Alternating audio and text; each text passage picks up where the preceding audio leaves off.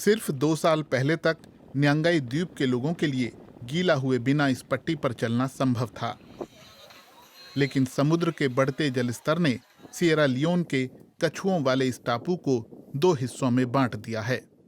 आधे से ज्यादा द्वीप तो गायब ही हो गया है। कभी यहाँ पर बहुत सारे मछुआरे रहते थे, लेकिन पिछले 5 सालों में लगभग 500 लोग यहाँ से चले गए हैं, क्योंकि उनके घर बाढ़ में बह गए। इन्हीं में शामिल हैं 37 साल के सुलेमान काबा। वो इस द्वीप पर 2 घर बना चुके हैं और अब तो उनके दूसरे घर पर भी खतरा मंडरा रहा है।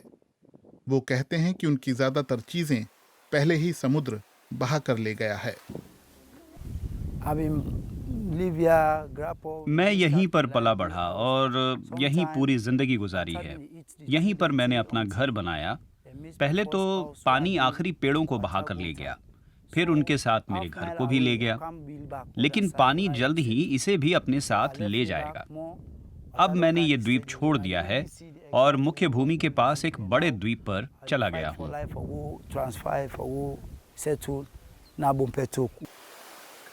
सुलेमान काबा इतने संपन्न नहीं हैं कि अपने पूरे परिवार को तुरंत सिएरा लियोन की मुख्य भूमि पर बसा दें। उनकी पत्नी अब भी न्यांगाई पर रहती हैं और बच्चे रिश्तेदारों के पास हैं। नए सिरे से जिंदगी शुरू करना महंगा है।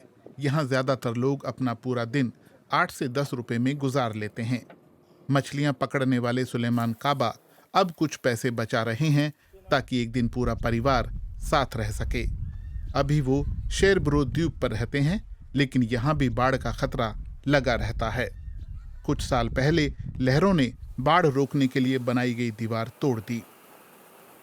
तट को हुए नुकसान को ठीक करने के लिए नगर पालिका और सरकार ने अंतर्राष्ट्रीय साझेदार खोजे हैं ताकि इस बड़े प्रोजेक्ट के लिए धन जुटाया जा सके।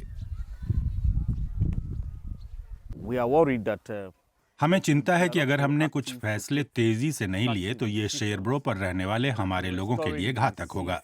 हमें तट पर दीवार बनाने के साथ साथ ये भी सुनिश्चित करना है कि हमारे हरे तटीय जंगल भी बने रहें। ये तटबंध लगभग 2 किलोमीटर लंबा होगा और अब तक यहाँ अधिकतम जितनी ऊंची लहरें उठी हैं उनसे 1 मीटर ऊंचा होगा। लेकिन अभी लंबा सफर तय करना है। द्वीप पर रहने वाले बहुत से लोग अब भी नहीं जानते हैं कि जंगल को काटने के क्या खतरे हैं। ये पेड़ न सिर्फ इस जगह की प्राकृतिक प्रतिरोधक क्षमता को बढ़ाते हैं, बल्कि मिट्टी के कटाव को भी धीमा करते हैं। फिर भी लोग यहाँ पेड़ काट रहे हैं। कोई उनसे घर बनाता है तो कोई चूल्हा जलाता है। गाले से मछलियां बेचती हैं। जो मछलियां वो रोज पकड़ती हैं, उन्हें सुरक्षित रखने का उनके पास कोई जरिया नहीं है, इसलिए वे पारंपरिक तरीके से मछलियों को धुएं में सेक लेती हैं और इसके लिए वे लकड़ियों का ही सहारा लेती हैं। पिछली बार एक संगठन के लोग आए थे। उन्होंने हमें नए आधुनिक अवन का वादा किया था, लेकिन उस बात को 8 महीने हो गए हैं। तब से वे वापस ही नहीं आए। अब अधिकारी स्थानीय लोगों को साथ लेकर जलवायु संरक्षण के कदम उठा रहे हैं।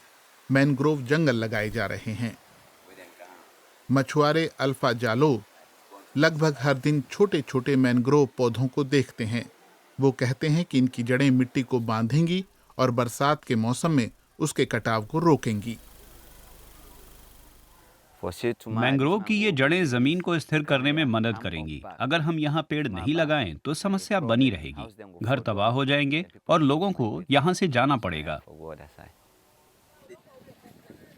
अल्फा जालो कहते हैं कि मैनग्रोव और तटबंध से उन्हें उम्मीद है। शेरब्रो और छोटे द्वीप न्यांगाई पर अब भी हजारों लोग रहते हैं। उनके घरों और रोजी रोटी को बचाने के लिए बहुत कुछ करना होगा। ये बात लगातार साफ होती जा रही है।